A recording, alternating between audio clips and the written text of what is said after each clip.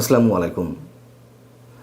বাংলাদেশে যে নির্বাচনটি অনুষ্ঠিত হতে যাচ্ছে নিঃসন্দেহে নানান আঙ্গিকে নানান দিক থেকে সারা বিশ্বের দৃষ্টি সেদিকেই। এবং আওয়ামী লীগ বিরোধী এই যে নির্বাচনটি তা আসলে দক্ষিণ এশিয়ার জন্য কতটা হুমকির অথবা যুক্তরাষ্ট্রের জন্য বা কতটা স্বস্তির সেই প্রশ্ন তুলে এই নির্বাচনকে কতটা সার্টিফিকেট দেবে যুক্তরাষ্ট্র তা বলার চেষ্টা করেছেন মার্কিন গবেষক এবং রাজনৈতিক বিশ্লেষক মার্কিন বুদ্ধিজীবী মাইকেল রুবিন সম্পর্কে আরেকটু বলে নিই যে তিনি আমেরিকান এন্টারপ্রাইজ ইনস্টিটিউটের সিনিয়র ফেলো এবং মার্কিন প্রতিরক্ষার সদর দপ্তর পেন্টাগনে যার রয়েছে যথেষ্ট প্রভাব এমনটা শোনা যায়। সেই মাইকেল রুবিন একদিন আগে ইনস্টিটিউট ফর স্ট্র্যাটেজিক ডায়ালগের একটি অনুষ্ঠানে যে বক্তব্য দিয়েছেন তাতে মনে হচ্ছিল যে অডিয়েন্সের সামনে তিনি খুব সংক্ষেপে বাংলাদেশের একটি ইতিহাস বর্ণনা করে যাচ্ছেন।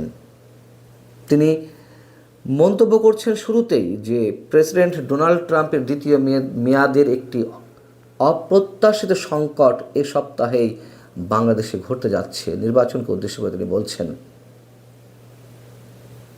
তিনি তার বক্তব্যের শুরুতেই বলছেন যে 2024-এর 5 আগস্ট গণঅভ্যুত্থানের সাবেক প্রধানমন্ত্রী শেখ হাসিনা যে বাংলাদেশ ছেড়ে ভারতে চলে যেতে বাধ্য হলেন, সেই অভ্যুত্থানের কারিগর যারা ছাত্ররা সেই ছাত্রদের পক্ষ অবলম্বন করেছিল বাইডেন প্রশাসন, মার্কিন সাবেক প্রেসিডেন্ট জো বাইডেন, এবং ইরানের শাহের প্রতি তৎকালীন মার্কিন প্রেসিডেন্ট জিমি কার্টারের যে দৃষ্টিভঙ্গি ছিল তার মতোই বাইডেন প্রশাসনের পররাষ্ট্রমন্ত্রী অ্যান্টনি ব্লিংকেন এবং তৎকালীন জাতীয় নিরাপত্তা উপদেষ্টা জ্যাক সুলিভান একইভাবে শেখ হাসিনার প্রতি দৃষ্টিভঙ্গি পোষণ করেছিল এবং তাদের ব্যক্তিগত ক্ষোভের জায়গা থেকে তারা শেখ হাসিনা সম্পর্কে সেই ব্যক্তিগত ক্ষোভ বা বিরাগের জায়গা থেকে যেই তথ্যগুলো নেওয়ার চেষ্টা করছিলেন এবং বা নিজেরাও যা বিশ্লেষণ করার চেষ্টা করছিলেন সেগুলো নিঃসন্দেহে অবশ্যই বিকৃতমূলক ছিল। তারা সহজেই একটি মিথ্যা বয়ান বিশ্বাস করে ফেলেছিল যে তখন স্বৈরাচারী একনায়ক শেখ হাসিনা নির্বিচারে ছাত্রদেরকে হত্যা করছে। মাইকেল রুবিন বলছেন যে পরবর্তীতে ব্যালিস্টিক প্রমাণে দেখা যাচ্ছে যে ছাত্ররা পুরোপুরি নির্দেশ ছিল না। পাকিস্তানের সরবরাহকৃত অস্ত্র গোলাবারুদ দিয়ে এই ছাত্রদের কেউ কেউ নিরাপত্তা বাহিনীর সদস্যদের উপর গুলি চালিয়েছিল। কিন্তু এই বিষয়টি যখন সবার বোধগম্যতার মধ্যে এলো অথবা অনেকের বোধগম্যতার মধ্যে এলো তখন অনেক দেরি হয়ে গেছে। তিনি বলছেন হাসিনার অপসারণের পর জামায়াতে ইসলামী প্রধান শক্তি হিসেবে আবির্ভূত হয়েছে এবং তারা 2006 সালের নোবেল শান্তি পুরস্কার বিজয়ী মোহাম্মদ ইউনূসকে তাদের মুখপাত্র হিসেবে ব্যবহার করে আসছে। এই সেন্টেন্সটা খুব ভালো লেগেছে আমার কাছে এবং চরম বাস্তবতা।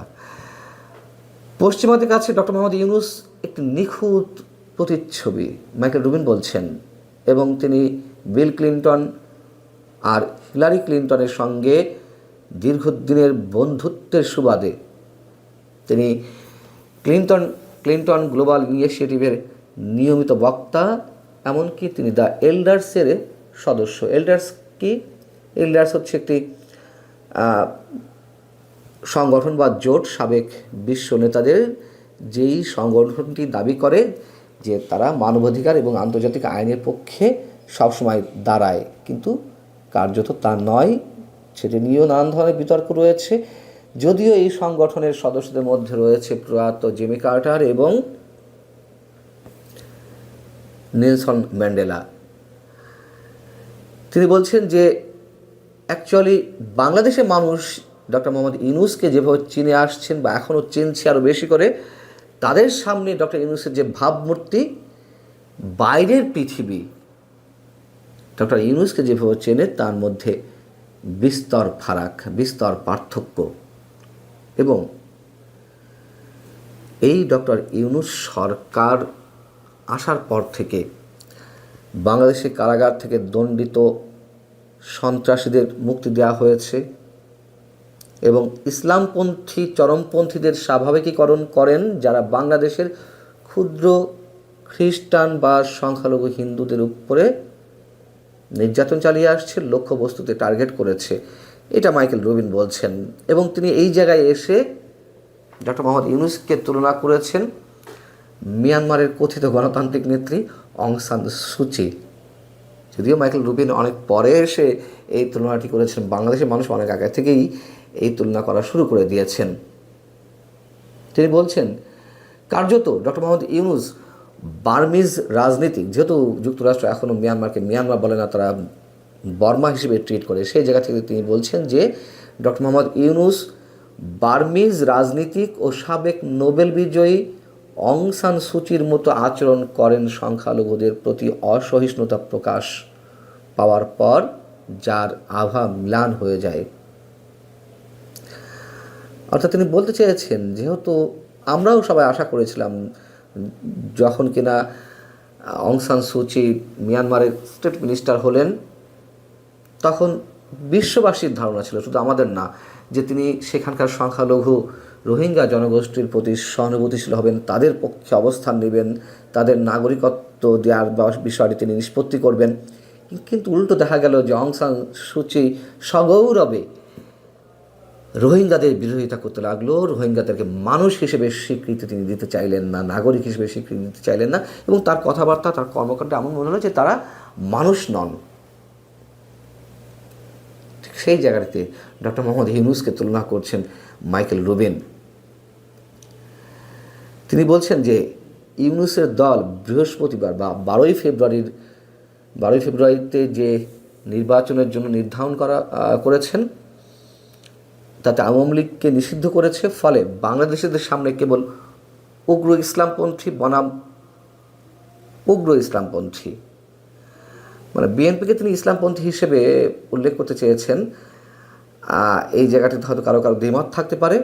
যাও, দুটি একই ধারার প্ল্যাটফর্মের মধ্যে পছন্দের সুযোগ রয়েছে, কিন্তু কোনো বিকল্প বা ধর্মনিরপেক্ষ কোনো শক্তিকে বেছে নেওয়ার কোনো সুযোগ নেই।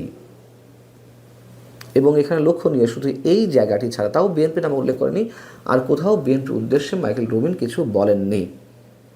তিনি তার যে আতঙ্কের কথা প্রকাশ করতে চেয়েছেন যে বাংলাদেশে উগ্র মৌলবাদী শক্তির যে চরম উত্থানের একটি সম্ভাবনা দেখা দিয়েছে, কোথাও কোথাও তার বাস্তবতার প্রমাণও বা নজির মিলেছে, সেই জায়গাটিতে তিনি আতঙ্কিত এবং সেই আশঙ্কা থেকে যুক্তরাষ্ট্রের উদ্দেশ্যে তিনি এই কথাগুলো বলছেন। এবং তিনি বলছেন যে এই পর্যন্ত এসে স্টেট ডিপার্টমেন্ট, মার্কিন পররাষ্ট্র দপ্তর এইসব পরিস্থিতি নিয়ে প্রায় ঘুমিয়েই আছে বলে মনে হচ্ছে। সম্প্রতি একটি অডিও রেকর্ড যে প্রকাশিত হয়েছে, ফাঁস হয়েছে ওয়াশিংটন পোস্টে, সেটাকে ইঙ্গিত করে তিনি বলছেন এখানে ঢাকায় বর্তমান মার্কিন দূতাবাসের একজন রাজনৈতিক কর্মকর্তা ছাত্রদের কাছে ক্ষমতার দ্বারপ্রান্তে থাকা উগ্র গোষ্ঠী জামাতে ইসলামীর সঙ্গে পরিচয় করিয়ে দেওয়ার জন্য অনুনয় করেছেন এবং এই সাবেক মার্কিন ডেপুটি চিফ অব মিশন জামাত ইসলামীর পক্ষে অঘোষিত লবিস্ট হিসেবে কাজ করছে, তারা জামাতকেই ক্ষমতায় দেখতে চায় এমন মন্তব্য করেছে। এবং জামাত ইসলামীর মতন একটি সংগঠন বা রাজনৈতিক প্রতিষ্ঠানকে সমর্থন দিয়ে তারা মূলত সন্ত্রাস সহানুভূতিশীল হিসেবেই নিজেকে চিহ্নিত করছেন। এমনকি মার্কিন সমর্থনে ইঙ্গিতও এই দলের প্রতি রয়েছে। তিনি প্রশ্ন তুলছেন যে প্রশ্ন হলো পররাষ্ট্রমন্ত্রী মার্কো রুবিও, ট্রাম্প প্রশাসনের যিনি পররাষ্ট্রমন্ত্রী, তিনি কি বাংলাদেশের বর্তমান বিপদের স্বরূপ অনুধাবন করবেন, নাকি সেই আগের মতোই মার্কিন স্টেট ডিপার্টমেন্ট যেমন তাদের পছন্দসই কোনো দল ক্ষমতায় এলে কোনো দেশে যেমন অভিনন্দন জানায়, ধন্যবাদ জানায়, ঠিক বাংলাদেশে যা ঘটতে যাচ্ছে সেটি তারা করবে? উগ্র মৌলবাদী গোষ্ঠীর উত্থান ঘটলে তাদেরকেও অভিনন্দন জানাবে কিনা? তিনি বলেন যে যুক্তরাষ্ট্রের এই মুহূর্তে উচিত কোনো অনির্বাচিত কর্মকর্তা যখন বৃহত্তম দলকে নিষিদ্ধ করেন তখন সেই নির্বাচনে কোনো বৈধতা থাকতে পারে না। আর রাজনীতিকরা মূলধারার দল নিষিদ্ধ করেন না যদি না তারা প্রতিযোগিতামূলক নির্বাচনে হেরে যাওয়ার তুমুল আশঙ্কা না করে। ডক্টর মোহাম্মদ ইউনূস অবশ্যই অনির্বাচিত একজন কর্মকর্তা, তার ভাষায় সরকারের প্রধান নির্বাহী, এবং অবশ্যই ডক্টর মোহাম্মদ ইউনূস তো দেশে 18 কোটি মানুষের প্রতিনিধিত্ব করেন না। তিনি তো প্রতিনিধি হয়ে এসেছেন সেই তুমুল অস্থির সময়টিতে যারা শক্তিতে বলিয়ান সেই ছাত্রদের প্রতিনিধি হয়ে তিনি সরকার প্রধান হয়েছেন। এবং এমন একজন অনির্বাচিত সরকার প্রধানকে যুক্তরাষ্ট্র সমর্থন করবে কিনা সেটি তো অনেক পূর্ণ হয়ে গেছে। বরং এই যে নির্বাচনে আওয়ামী লীগকে নিষিদ্ধ করা হয়েছে এক কলমের খোঁচায়, সেটিকেও যুক্তরাষ্ট্র সমর্থন করবে কিনা। তিনি বলছেন যে প্রায় 20 কোটি জনসংখ্যার একটি বাংলাদেশ যদি সন্ত্রাস সমর্থক হয়ে ওঠে, মানে সন্ত্রাসের রাষ্ট্রে পরিণত হয়, এবং যুক্তরাষ্ট্র ভারত ও ধর্মীয় স্বাধীনতার প্রতি শত্রু ভাবাপন্ন হয়, তবে তা হবে এক যুগান্তকারী পরিবর্তন। অর্থাৎ এই অঞ্চলের বা এই সাবকন্টিনেন্টে যে অস্থিরতা দেখা দিতে পারে সেই জায়গাটির জন্য বীজ রোপণ করছে সম্ভবত এই নির্বাচন, এমনটি তিনি বলতে চেয়েছেন। এখন মাইকেল রুবিনের কথা কতটুকু শুনবে ট্রাম্প প্রশাসন বা কতটুকু গুরুত্ব দেবে আন্তর্জাতিক বিশ্ব আমরা জানি না। যদি তার আশঙ্কাটি সত্য হয়ে থাকে যে এখানে উগ্র মৌলবাদী গোষ্ঠী নেতৃত্বে আসবে বাংলাদেশের মানুষের। ভালো থাকুন সবাই, আল্লাহ হাফেজ।